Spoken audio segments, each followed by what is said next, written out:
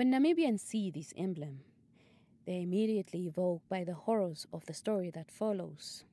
In the latest disturbing incident, a 14-year-old girl was allegedly raped by her two uncles.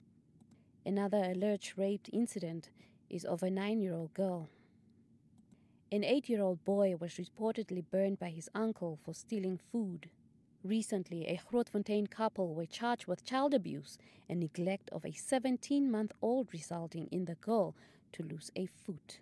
A male aged 34 was arrested for allegedly raping a minor, while an 87-year-old male suspect was arrested for reportedly raping his 14-year-old granddaughter.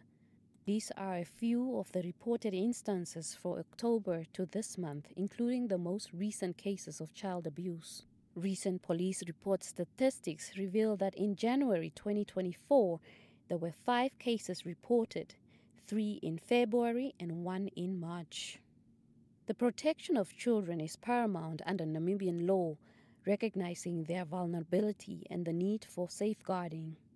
The senior public relations officer of the Ministry of Justice emphasized the importance of proactive measures in safeguarding children from harm and ensuring their well-being. The ministry has now enabled or installed cameras in court to ensure that our citizens know the law and know the rights that come with the law, and then that they know which facilities and organizations and people to go to when they do find themselves in a bother, and in this case for children as well.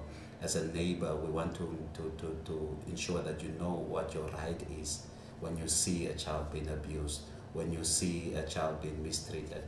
And the best way as a ministry that we can do that is, number one, make sure that the legislation is there and it covers all these loopholes, but then also number two, to ensure that our citizens do know what their rights are. Psychologist Yvonne Strammers, who boasts over 20 years of experience in psychology, spoke about the importance of parents and guardians having an open relationship with their children and believing them when they report experiencing abuse. Struggle with is the acceptance of what had happened, believing the victim for the things that they went through. And sometimes it's not happening because of the reasons mentioned before. If we start believing the victims, then it's easier to take action.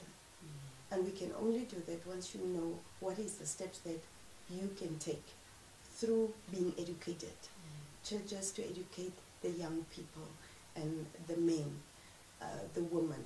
Children are the most vulnerable members of our society, and their protection is essential for creating a stronger and a better Namibian nation. Johanna Urikos, NBC News, Windhoek.